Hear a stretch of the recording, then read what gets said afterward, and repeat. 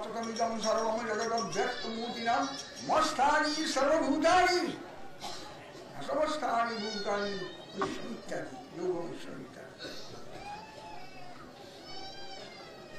ভগবান সকলের মধ্যে আছে, আর জীবগুলো সব ভগবানের মধ্যে আছে।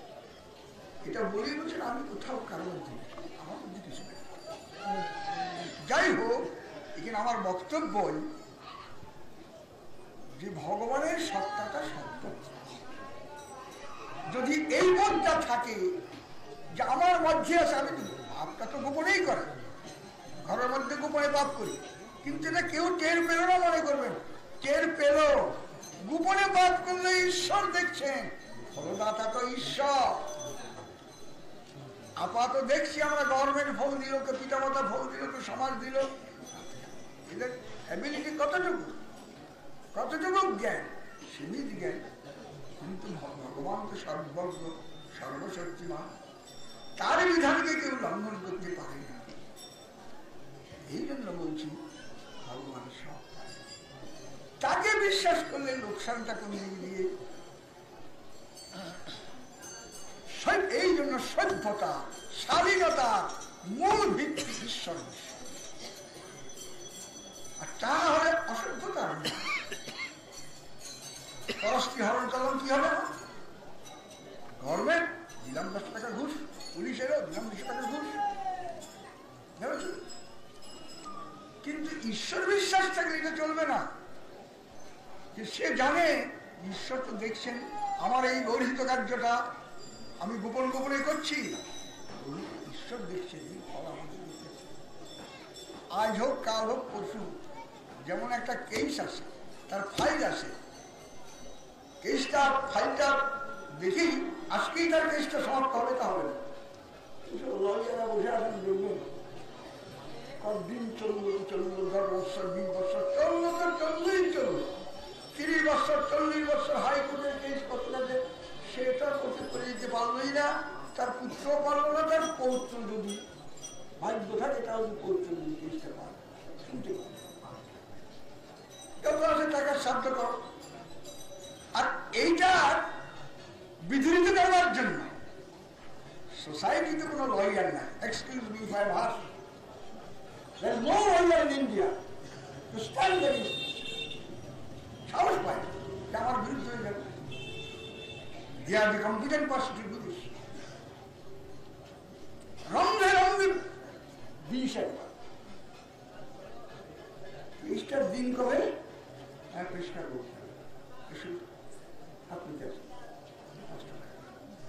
আজকে হাত,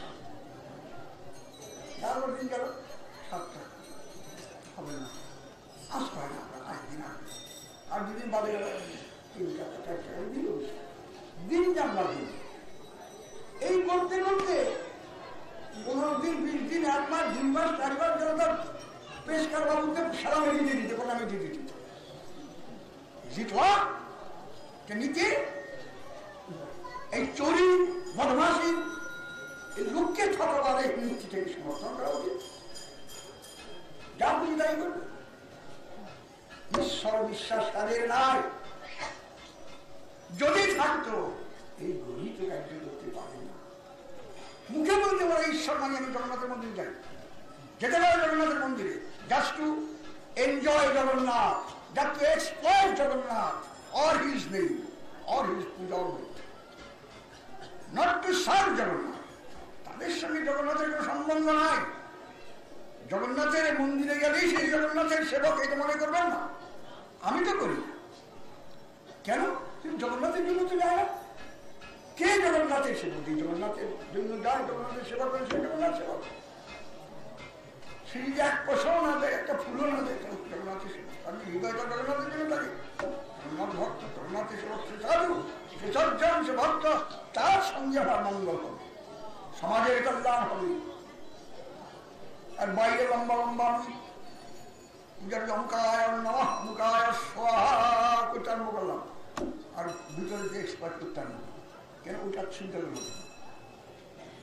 শুধু কখন দেখি না যে একটা stout and strong moral man for the benefit for the welfare of the country all society দেখি না, হার্ডলি টু বি ফাউন্ড। বলতে গেলে হয়তো কর্কশ হলো কথাটা, কিন্তু হৃদয়ের ব্যথাটাই বললাম। আমি তো তার জন্য বলি ঈশ্বর বিশ্বাসের অভাব। ওই পুলিশে ঘুষ নেয়, চোর ধরলে ছেড়ে দেয়। মন্দিরে চুরি করবো, তার মাল শুনতে ধরেছি, থানায় নিয়ে গেল, কলকাতা থানায় নিয়ে গেল। আমি যদি কোথায় ছিলাম আমাকে চিঠি গেল। তারপরে শুনলাম ছেড়ে দিয়েছে, যাক পেলে ছেড়ে দেয়। মাল পেল, ধরলো, তার কিছু কথাই হলো না। মালগুলো আমাদের দিল না, মালগুলো আমাদের ফেরত দিয়েছে। ঠাকুরের সব বাসন সব চুরি করে নিয়ে গেছে, রান্নার বাসনপত্র নিয়ে গেছে। ধরা বলল করবেন, নিশ্চয়ই ঘুষ মেরেছে, ঘুষ খেয়েছে। কি করবেন আপনি? নীতি মানে না, ওই সকল নীতি মানে আইন মানে চাকরিটা থাকবে না। চাকরিটার জন্য যেটুকু নীতি দরকারের সাথে ততটুকু মানে এর বেশি মানে না। কিন্তু এই যে চাকরির জন্য মামুলি কাজটা নীতি, এইটুকু দুর্গ আজকাল অফিসারদের মানে না, কেরানিরা অফিসারদের মানে না, প্রজাগুলো মালিককে মানে না, লেবার গুলো মিলের মালিককে মানে না, ডান্ডা মারতে চায় থাকে। এটা কি নীতি? নিমখারামি না? এটি ঈশ্বর বিশ্বাস থাকতো এই গঠিত কার্য করতে উৎসাহ পায় না। সুতরাং যারা গঠিত কার্য করবে বলে সংকল্প বদ্ধ, বলতে দাও বলো, সেও বক্তৃতায় বলে দিবে, কিন্তু কার্য তো সে করবে, কাজ করবে। কিন্তু ঈশ্বর বিশ্বাস সত্যি যদি ঈশ্বর বিশ্বাস কারো হয়, সে কখনো অন্য প্রাণীর হিংসা করতে পারে না। করলে সে জানে যে তার স্বার্থের বিরুদ্ধে এটা হবে। আমি অন্য প্রাণীকে হিংসা করলে এটা আমারই স্বার্থের বিরুদ্ধে কার্য করা হবে, আমি আমাকে হিংসা করলাম। সুতরাং আমাকে হিংসা আমি মূর্খ না হলে করবো না।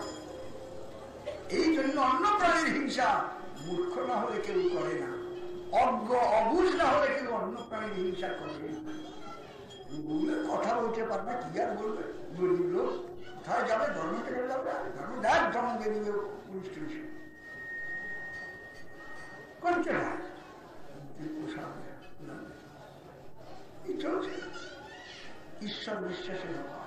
কিন্তু ঈশ্বর বিশ্বাসটা যদি সুবিধা হয়, ভগবানের সত্তা আছে, তিনি সকলের কারণ। ঈশ্বর পরমাকৃষ্ণ সচ্চিদানন্দ বিগ্রহ অনাদিরাদি গোবিন্দ সর্বকারণ কারণ। এই যদি বুঝতে পারি, জীবনটা সতর্ক হবে, সাবধানে আমি চলব। সেটা সমাজ যতক্ষণ সভ্য হবে, সিভিলাইজড সোসাইটি হবে, সিভিলাইজড কান্ট্রি হবে। যেখানে ঈশ্বর বিশ্বাস নাই সেইখানে সিভিলাইজেশন। সিভিলাইজেশন যে বাস্তব তাৎপর্য সেটা সকল নেকটাই পরা হতে পারে, সুট পরা হতে পারে, বুটের সুটের হতে পারে, এটা সিভিলাইজেশনের লক্ষণ নয়। আমি কাঁচা কথা দিয়ে কারো বললেই আনসিভিলাইজড হলাম, আমি যদি লেংটি পরে থাকি তুমি আনসিভিলাইজড হলাম। এই জন্য সিভিলাইজেশনের সমাজের সমুন্নতি বা সভ্যতার মূল ভিত্তি ঈশ্বরের বিশ্বাস। মুখে বলা বিশ্বাস না, কার্যের বিশ্বাস। তিনি সকলের নিয়ন্তা, ঈশ্বর মানে নিয়ামক, সকলের নিয়ামক তিনি, ফলদাতা তিনি, আর দেখছেনও তিনি, ওই বিধানও করছেন তিনি। ওই পুলিশকে দিয়ে হোক, গভর্নমেন্টকে দিয়ে হোক, পাবলিককে দিয়ে হোক, তিনি বিধান করেন। সবসময় করছে কর্মবশে, সে বিধান করছে। সেটা আমি তো জানি না, অমুক লোকটা কথা কি করেছে আমি জানি, ভগবান জানে, ঈশ্বর জানে। এই জন্য ঈশ্বর বিশ্বাসটা সমাজের সমুন্নতির জন্য অত্যাবশ্যক। এই ঈশ্বর বিশ্বাসের প্রচার এবং অনুশীলন আচরণ করে এই গৌরীয় মঠের ব্যক্তিগণ কি গৃহস্থ কি চায়, এরা অনুশীলন করেন এবং বিস্তার করেন। এরা নিজেরা ঈশ্বর বিশ্বাস করেন এবং অপরকেও ঈশ্বর বিশ্বাসের জন্য উৎসাহিত করেন। এই জন্য ঈশ্বর বিশ্বাস বাস্তবিক পক্ষে সভ্যতার মূল কারণ। না হলে সভ্যতা থাকবে।